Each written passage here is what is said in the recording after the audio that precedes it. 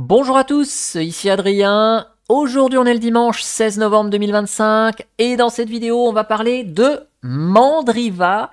Et oui, on se replonge 17 ans en arrière, en 2008, lorsque j'ai commencé à utiliser Linux pour la première fois. En 2008, j'étais où? J'étais au lycée, j'étais en première, je ne pensais absolument pas faire des études dans le cursus informatique et je ne pensais pas que 17 ans plus tard, je serais administrateur système avec l'expertise sur l'administration des systèmes Linux, sur toute la partie serveur et sécurité, ce que je suis aujourd'hui. Et à l'époque, je vous raconte toujours cette petite anecdote, c'est pas nouveau. En première, j'étais devant la salle de classe de mesures physiques et informatiques. Alors, j'étais pas passionné par l'informatique, j'aimais bien utiliser des tableurs Excel, faire des trucs, tout ça, mais je pensais pas en faire mon métier plus tard. Et j'ai un copain qui me dit dis donc, Adrien, tu devrais essayer Linux, c'est gratuit, il n'y a pas de virus. C'est la phrase texto telle qu'il me l'a dite. Et donc le soir, quand je suis rentré, j'ai cherché Linux. Je suis tombé sur la page Wikipédia des distributions Linux qui en proposaient plusieurs, qui expliquaient leur concept.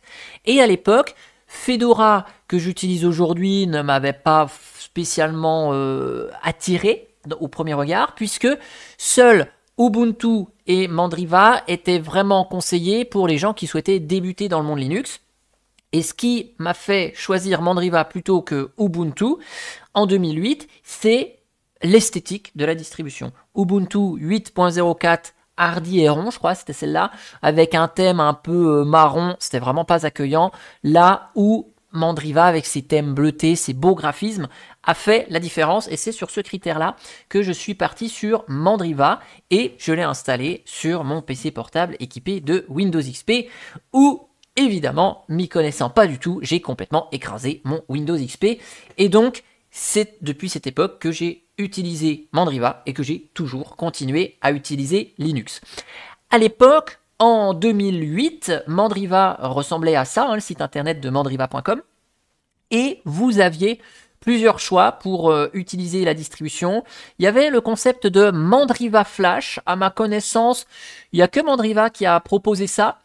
C'était une clé USB que vous pouviez acheter 59 €, voilà. Et vous aviez une Mandriva 2008 sur cette clé USB et vous pouviez vous balader avec la clé USB sur n'importe quel ordinateur et vous pouviez donc utiliser votre système. Il fonctionnait sur une clé USB. Je ne l'ai jamais acheté, c'était pas du tout dans mon trip, mais en soi, c'était relativement innovant comme chose. À mon avis, le système, il n'a pas dû tenir super longtemps, puisqu'on sait que les clés USB en écriture, c'est quand même pas génial. Vous aviez la Mandriva Power Pack. Donc la Mandriva Power Pack, c'était l'édition payante de Mandriva Linux.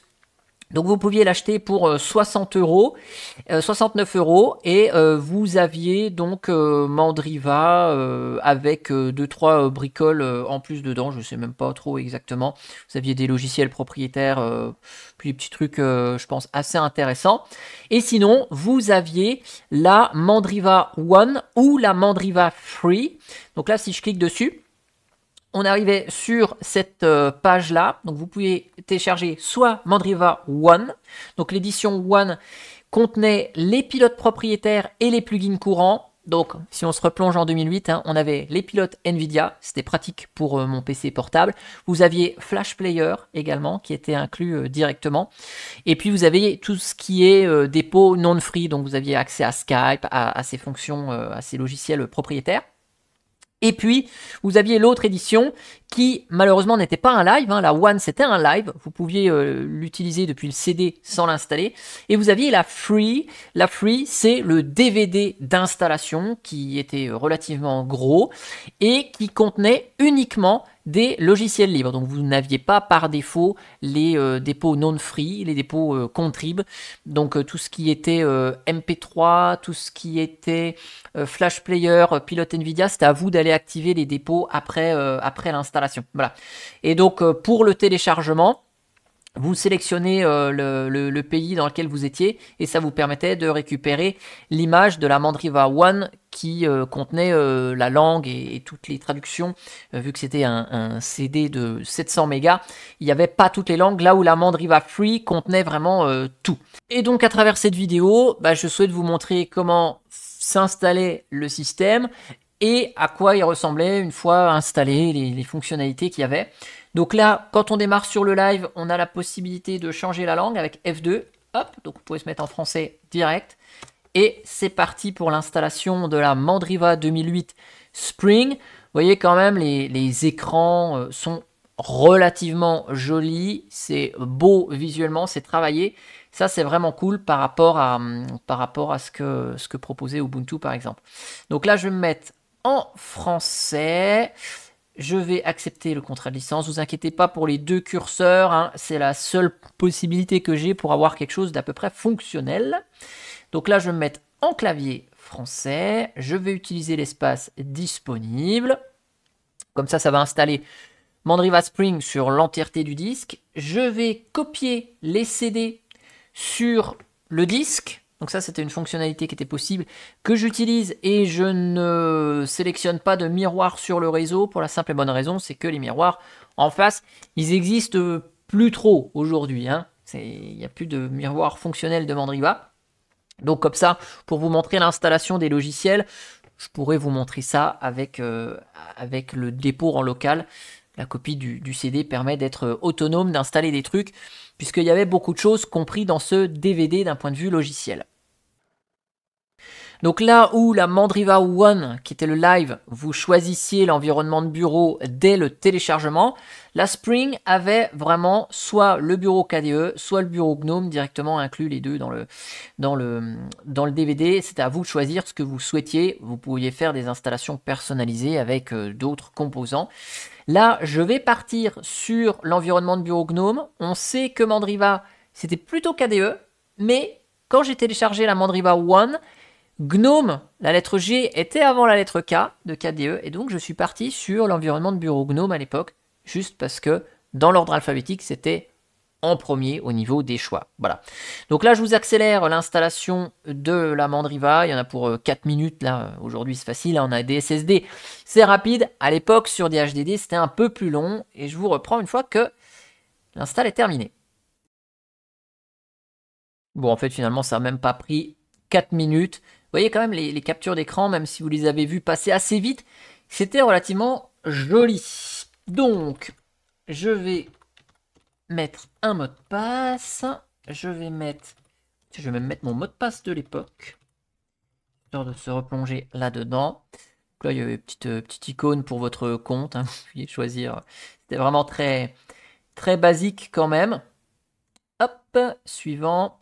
Et donc sur le DVD de la Mandriva Spring, tout comme la One. Alors attendez, je vais sélectionner le truc, l'écran. Donc là, je me suis mis en compatibilité VMware. Vous voyez que à l'époque, il fallait vraiment VMware, il n'est pas dedans. Fallait être un peu plus connaisseur. Et si jamais on n'avait pas, on pouvait mettre plug and play. Et puis ça faisait à peu près le job.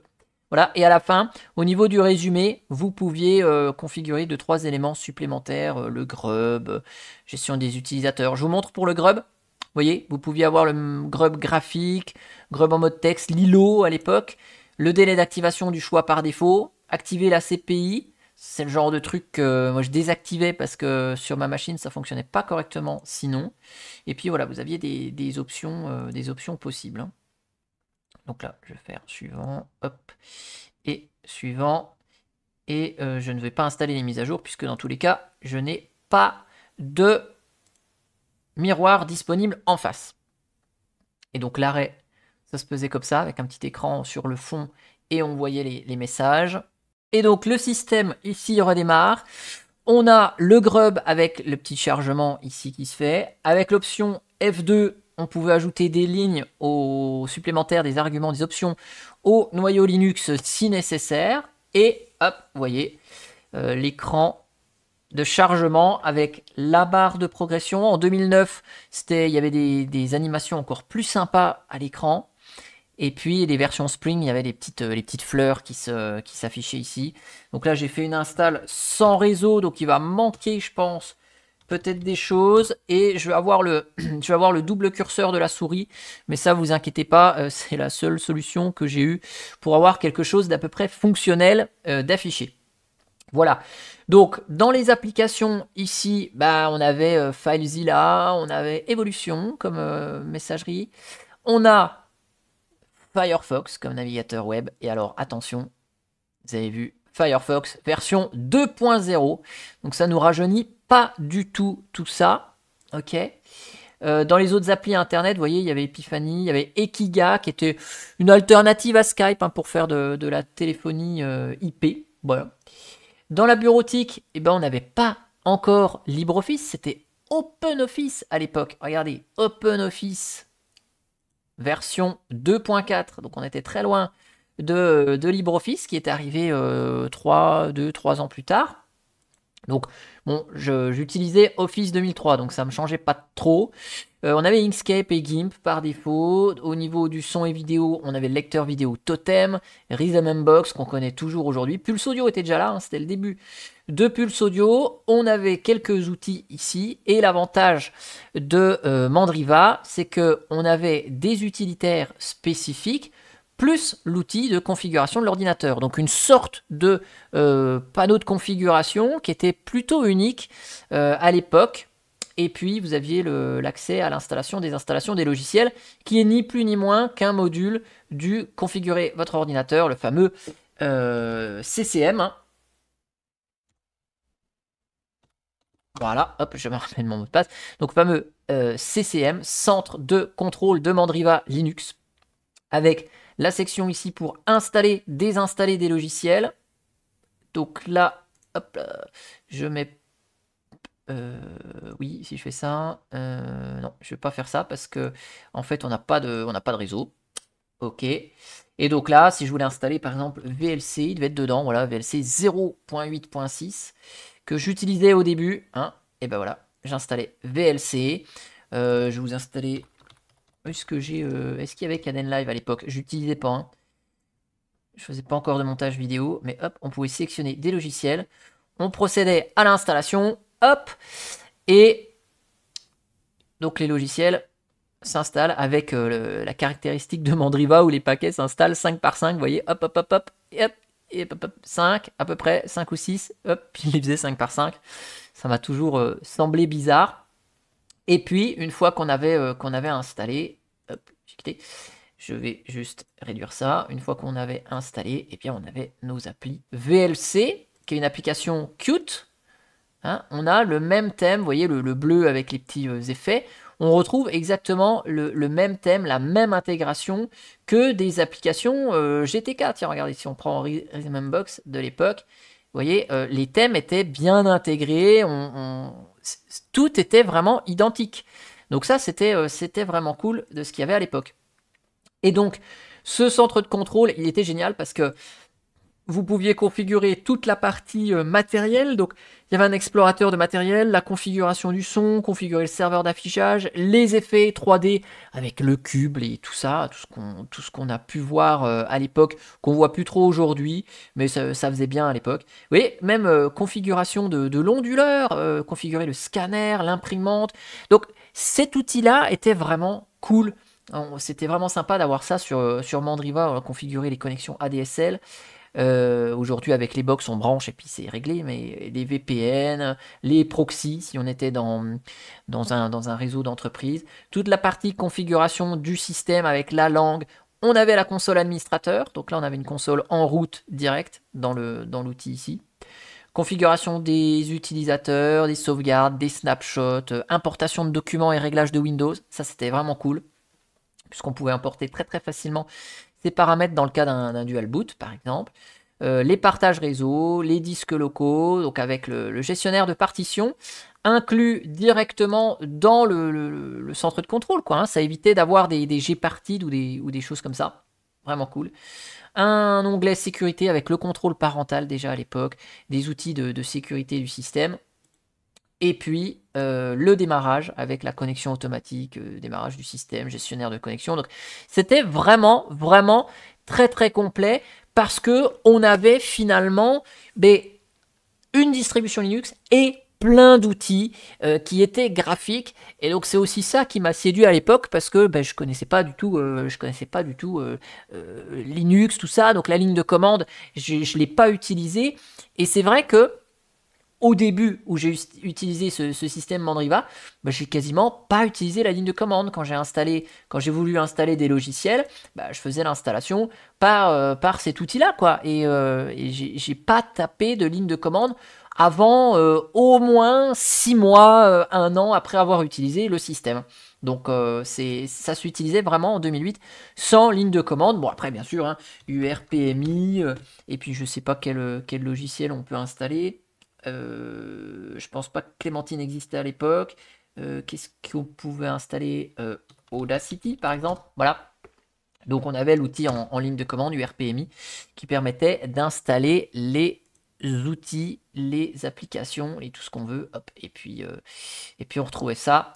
Hop, éditeur de son Audacity.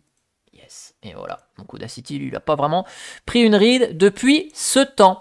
En tout cas, j'espère que cette vidéo sur la Mandriva que j'ai découvert à l'époque vous aura plu. N'hésitez pas à mettre en commentaire quelle a été votre première distribution Linux. Moi, j'espère que ça vous a plu et je vous dis à bientôt pour une prochaine vidéo. Allez, ciao, ciao, bye bye.